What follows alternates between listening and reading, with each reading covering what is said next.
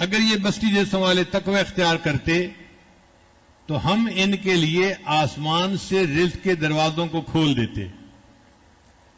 اللہ آسمان سے رزق کے دروازے کھولتے ہیں جو انسان گناہوں سے بچتا ہے.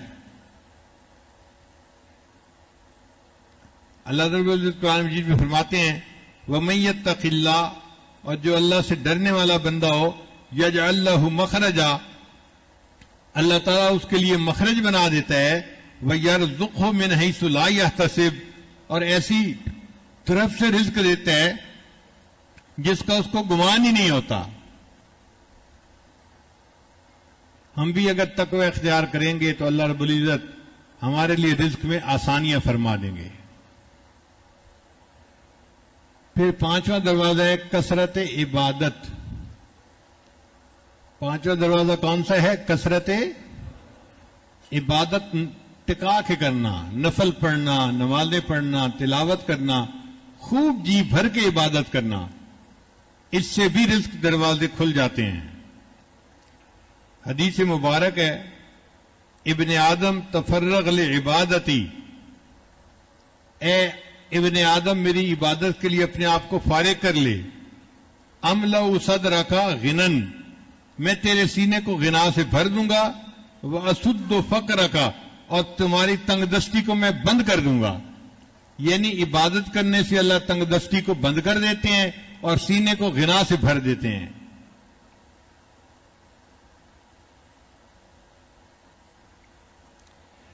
اور آگے حدیث پاک میں ہے اگر تو ایسا نہیں کرے گا تو میں تیرے ہاتھ کاموں میں الجھا دوں گا اور لوگوں کی طرف تیری محتاجی کو بھی ختم نہیں کروں گا.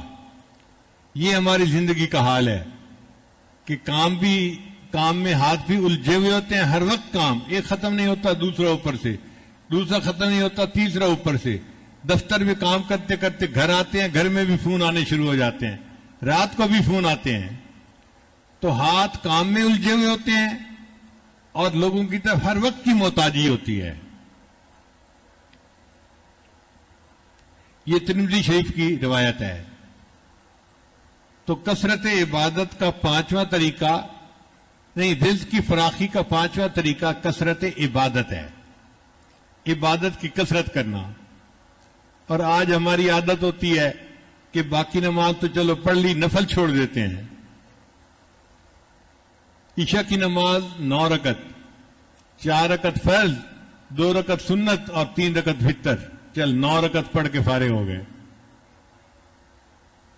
تو جب ہمارے اندر عبادت کا شوق اور ذوق ہی نہیں تو رزق میں فراخی کیسے ہوگی؟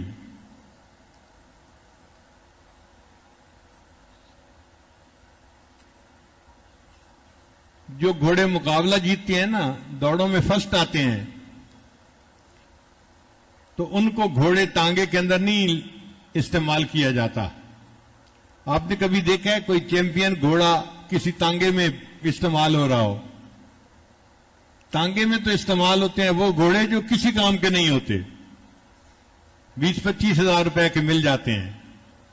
اور جو بھاگنے والے اور ریکارڈ بنانے والے گھوڑے ہیں وہ تو 50 لاکھ کا گھوڑا، 60 لاکھ کا گھوڑا، 2 کروڑ کا گھوڑا. اتنی قیمت ان کی لگتی ہے. کیوں؟ وہ بھاگنے والے اور ریکارڈ بنانے والے گھوڑے ہوتے ہیں. اسی طرح جو بندہ اللہ کے دین کا کام کرنے والا ہوتا ہے، اللہ اس کو دنیا کی گدا گاڑی کے اندر نہیں پھنسا دیتے کہ وہ بیٹھا ہوا ہے اور دنیا کمانے کے لیے لگا ہوا ہے. اللہ اس کا رزق ایسا آسان کر دیتے ہیں کہ اس کو اللہ تعالیٰ اس کے دین کے کام کی وجہ سے کھلا رزق عطا فرما دیتے ہیں.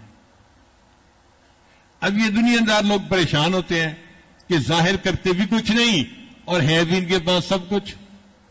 جی ہاں، وہ اللہ دیتا ہے. اللہ کا وعدہ ہے تو اللہ وعدے کو